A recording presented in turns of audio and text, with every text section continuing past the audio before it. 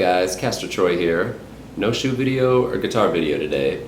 Today I'm actually going to show you guys how to balance a DSLR camera on a Glidecam HD-2000 in 15 minutes or less. Can't beat that, right? As most of you guys know who are watching this and have Glidecams and all this stuff, these things can be extremely difficult to balance. And for some reason I totally lucked out, and when I got this, I had it balanced in about a half hour, so crazy. It's not perfectly balanced, but it's definitely balanced good enough to where I can get around and pretty much do whatever I want to do with it. So anyway, I'm going to show you guys how to balance this thing, because when I first got this, I looked up on YouTube on how to balance a Glidecam. And although there are a lot of videos saying that they are tutorials on how to balance these things, none of them actually tell you how to balance it. There's a bunch of videos that pretty much show an already perfectly balanced Glidecam, and they don't tell you how many weights to put on there, how long the shaft should be, none of that stuff. I'm actually going to show you guys today how to maintain a good enough balance on any DSLR camera so that you guys can make slight adjustments on your own, but at least get it to the point where you feel comfortable enough using it or making those adjustments on your own. So the first thing you guys want to do when your Glidecam arrives is get the instruction manual out and put it together. It's the first thing you want to do. Just follow the easy instructions on how to put this thing together, and then when you get about halfway through the instruction manual, right to where it tells you how to balance it, throw it away, because it's not going to do you any good.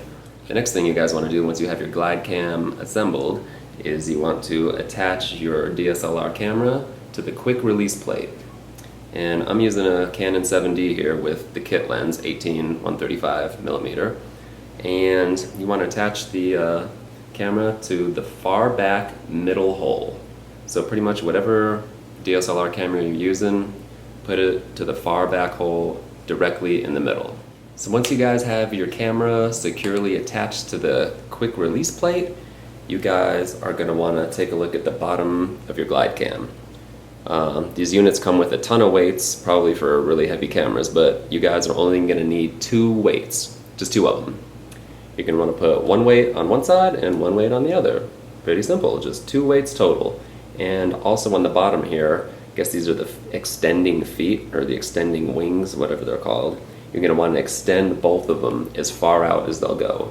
So it looks like this. I'm going to give you up close right there. Extend them as far as they'll go and keep the 2 screws as far toward the base as you can. So just like that on each side. Just like that. After you do that, you have your shaft here, which moves up and down, as you know. This is important for the test we're going to do, the 3-second test, which once you have your camera attached, you're going to want to hold your unit like this, sideways by the handle, and when you release it, you want to get a 3-second turning motion, basically. So what you want to do is leave about a 3 1/8 inch gap between the base and where the shaft movement starts. So right here, from right here to here, I have mine set at 3 1/8 inches, okay? So this could vary for a lot of you guys depending on what lens you're using and really depending on how heavy your camera is. So once you guys have attached the weights to the bottom, extended the feet, and extended the shaft to about 3 1/8 inches, you're going to want to attach your camera that's already on the quick release plate to the Glidecam. And once you've done that, this is probably the most important thing about this tutorial. Make sure your lens cap is not on the camera. When I first got this thing like as close to perfectly balanced as I could, I took the lens cap off and I was like ready to shoot and run around and stuff. Completely threw the whole thing off balance. Completely. Couldn't believe it. The little lens cap that weighs as much as a penny totally threw it off.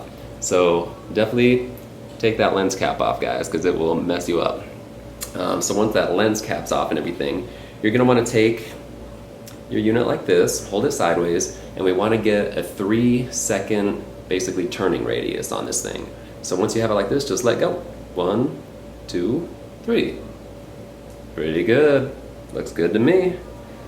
Now if you're not achieving a 3-second turning radius, maybe it's 2 seconds, or maybe it's 4 seconds. All you have to do is, slow down, don't mess with the weights here, you're totally cool with that. All you want to do is adjust the shaft here, but just a little bit, because the slightest adjustment really makes a big difference. So, you know, if your camera's turning too slow, maybe you need to make the shaft a little higher. If it's going too fast, put the shaft a little lower to the base, and you will achieve that 3-second drop very fast. It shouldn't take you more than a couple minutes to get that figured out. Once that's done, you're just going to want to hold your camera like this, and it will lean one way or the other. If it's leaning a little bit to the left or right, all you do is adjust this little knob right here on the left. That takes care of the balance to the left and to the right. And like I said, just a minimalistic turns of this knob can really make a big difference, because there's a little weight inside here that, you know, throws the balance to the left or to the right. And like I said, just a little bit of weight makes a lot of difference. And if you're holding your camera also, and let's say it might be leaning back a little like this, which most of yours will lean back or lean forward a little bit, just adjust this knob on the back here and it adjusts the forward and backward movement. So there you have it, guys. That's pretty much how you balance a DSLR on a Glidecam HD-2000.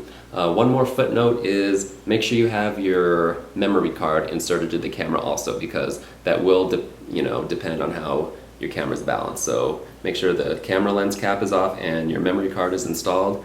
And that's pretty much all I got for you guys. If you have any questions, just hit me up in the comment section. And if you liked the video and it was helpful, hit that like button and hit that subscription button. I'd appreciate it. Catch you guys later.